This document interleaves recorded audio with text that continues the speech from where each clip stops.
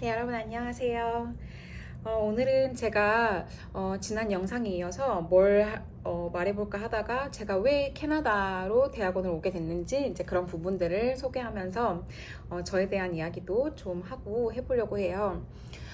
일단 저는 한국에서 미술 교사였어요. 고등학교 미술 교사였는데 한 2년 정도 했을 때 이거는 내 길이 아니구나라는 거를 느끼면서 사실 좀 많이 괴로웠던 것 같아요. 이제 그때 저는 현재 남편인 남자친구를 만났고, 약간 저희 둘 다 해외에서 한번 살아보고 싶다라는 그런 뜻이 맞아서 뭐 이제 어렸으니까 사실 이런 게 가능하기도 했던 것 같은데, 만난 지 한 8개월 만에 저희가 결혼식을 올리고 캐나다로 오게 되었어요. 사실 이제 그때 당시는 저희 둘 다 직장 생활을 오래 하지도 않았고 막 모아놓은 돈이 막 많지도 않고 해서 저희는 막 신혼여행도 따로 안 가고 그냥 바로 이렇게 캐나다로 왔던 것 같아요.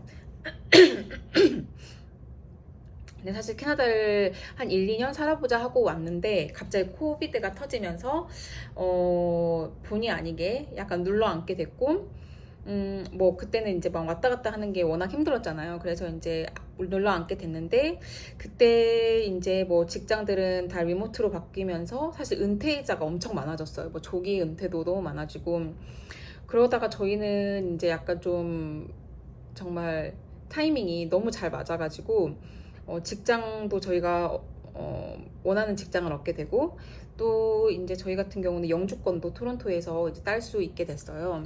사실 그 전 저희 이제 이민 점수로 이렇게 영주권은 커트라인이 생기는데, 사실 저희 점수가 택도 없었거든요. 근데 그때 사실 TR2 PR이라는 되게 딱 한 번, 진짜 역사상 딱 한 번 있었던 그런 제도인데, 그때 저희가 선착순 안에 들어가지고 영주권도 따게 되고, 그러다 보니까 저희가 여기를 이제 사실 쭉 살게 됐고, 죄송합니다.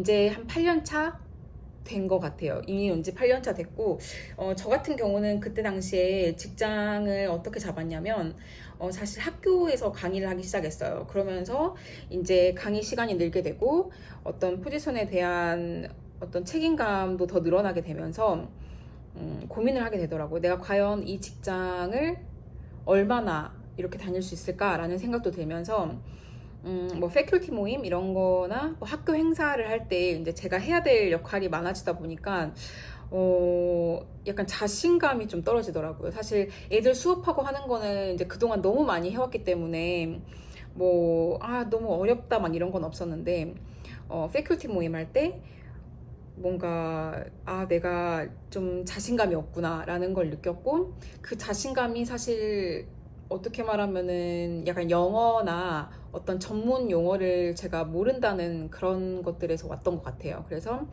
한 번 더 공부를 할 수 있으면 좋겠다라고 생각을 했고, 사실 이제 제가 이민을 미리 와 있었기 때문에 그러면 박사 과정을 하는데 좀 더 수월했겠다라고 생각을 하실 수도 있는데, 사실 이제 저희는 30대에 이민을 왔고, 이러면 나이가 나오는데 아무튼 30대에 이민을 왔고, 하다 보니까 또 코비드가 거의 반이었고, 사실 이렇게 어떤 접촉이 많지도 않았고 사람들하고, 영어가 느는 데는 사실 나이도 은근히 중요한 것 같아요. 그러니까 여기서 태어난 사람, 그리고 유년기에 왔던 사람, 뭐 청소년기에 왔던 사람, 뭐 20대 왔던 사람, 30대 왔던 사람, 40대에 왔던 사람, 다 이제 물론 늘 수 있는 그 룸은 많은데, 그래도 얼만큼 빨리 거기에 도달하냐라는 거는 사실 많은 차이가 있는 것 같아요. 그래서 저 같은 경우는 이제 워낙 외향적인 성격이라 사람들 만나는 것도 좋아하고, 뭐 영어를 못하는 거에 막 두려움이 있었던 것도 아니고 하기 때문에 많이 늘긴 했지만 여전히 박사 과정을 공부하는 데는 많이 부족하다라는 걸 느끼죠. 왜냐하면 생활 영어가 된다고 해서, 우리가 생활 어떤 한국어가 된다고 해서 문학이 쉬운 건 아니잖아요. 그쵸? 그거는 또 그것만의 스킬이 있는 거기 때문에, 그래서 저는 사실 대학원 갈 때도 너무 고민이 많았고, 제가 이전 영상에서도 말씀드렸지만, 캐나다는 너무 대학의 수가 적다 보니까, 저같이 뭐 미술 전공하고 미술 교육을 전공하고 또 한 사람에게는 박사과정에 미술 교육 아니면 교육학공을 할 수밖에 사실 없어요. 그 문이 되게 좁아요. 왜냐면 어느 정도 커리어가 있는 사람을 뽑아야 되고 또 대학이 몇 개 없기 때문에 딱 이 분야만 하는 대학도 얼마 없고, 그래서 제가 갈 수 있는 곳은 딱 두 군데였어요. 밴쿠버 아니면 몬트리올. 그래서 저는 이제 고민을 하다가 그래도 포기할 수 없다. 뭐 한번 해보고 포기할 수는 있어도 해보지도 않고 포기할 수는 없다 해서 진짜 고민을 한 2, 3년 하다가 더 이상 늦을 수는 없다 해서 그나마 가까운 몬트리올로 지원을 하게 되었습니다. 근데 몬트리올이 밴쿠버보다 가까운 거지. 왔다 갔다 하면 왕복이 그러니까 저희 집부터 학교까지 했을 때 거의 6시간 반. 겨울은 이제 눈이 너무 많으니까 뭐 10시간까지도 걸리기도 하고 뭐 차가 캔슬이 되기도 하고 하더라고요. 그래서 사실 1년 동안 커뮤팅을 했어요. 왜냐면 이제 저희 남편이 어쨌든 토론토에 있기도 하고 뭐 집도 이제 토론토에 저희가 지금 거주를 하고 있고 저 애완동물도 여기 토론토에 있고 하다 보니까 뭐 공부를 하기로 한 건 저기 때문에 제가 왔다 갔다 할 수밖에 없었는데 저는 이제 뭐 에너지가 워낙 많은 사람이기 때문에 다른 분들보다는 이게 스트레스가 되진 않았는데, 그래도 스트레스가 아예 안 될 수도 없고 제가 이제 막 20대가 아니기 때문에 또 이 체력이 너무 바닥까지 가가지고 사실 병원에 입원도 하고 막 쓰러져서 그러기도 했는데 결론적으로는 사실 너무 잘한 선택 같아요. 그 이유는 물론 뭐 할만해서가 아니라 사실 너무 힘들고, 제가 이제 첫 영상에서도 말씀드렸지만 제가 이렇게 유튜브를 시작한 게 너무 슬럼프가 와서 시작을 했는데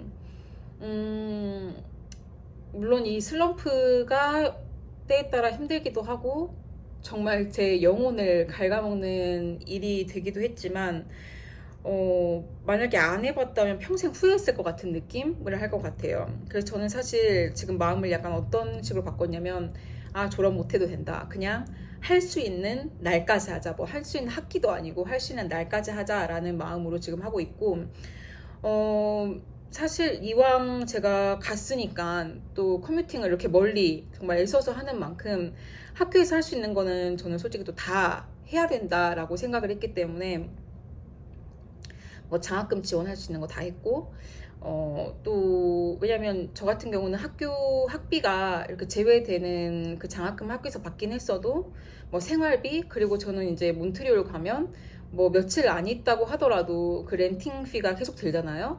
그래서 뭐 렌팅 피도 생각을 해야 됐기 때문에 또 이제 국가장학금 뭐 온갖 장학금들을 다 지원을 했고, 너무 감사하게 하나가 또 이번에 되기는 했는데 그 외에도 사실 너무 준비할 게 많더라고요. 뭐 학회도 끊임없이 준비를 해야 되고 또 이제 돌아오는 학기는 제가 또 티칭을 하는데 이제 이런 부분도 제가 방학 동안 또 준비를 해야 되는 거고, 또 현재 종합시험도 지금 준비하고 있기 때문에 이것도 제 여름을 지금 다 앗아가다시피 했는데 사실 제가 이제 미국으로 대학을 가본 건 아니기 때문에 어떻게 차이점을 설명을 드릴 수는 없을 것 같아요. 근데 캐나다에서 공부를 하는 게 만족하냐?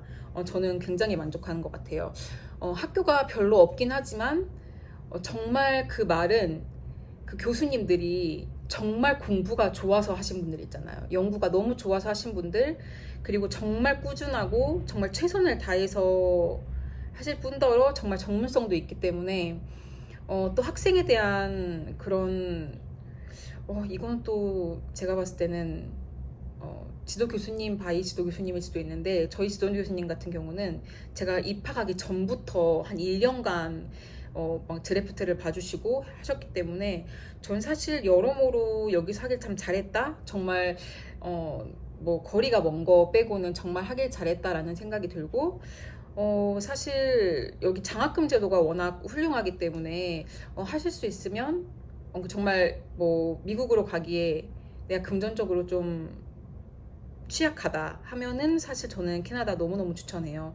아시는 분들 중에 이제 애들이 있는 경우는 여기 캐네디언이 아니어도 뭐 PR이 없어도 아이까지 무상 교육이 가능하고 한 주가 굉장히 많기 때문에 만약에 가족 단위로 계시다면 저는 이것도 충분히 정말 추천드리고, 뭐 외국인이라고 해서 국가 장학금에 대한 어떤 제외가 있고 그러진 않아요. 물론 할 수 있는 게 있고 없는 게 있지만 할 수 있는 게 너무 많아요. 그래서 이게 뭐 바늘구멍에 낙타 들어가는 약간 그런 게 아니라 정말 여기에 있는 학생들, 캐네디언, 뭐 영주권자들처럼 사실 기회가 많기 때문에 저는 정말 추천드립니다. 그럼 저는 또 다음 시간에 다른 정보를 가지고 또 돌아오도록 하겠습니다. 감사합니다.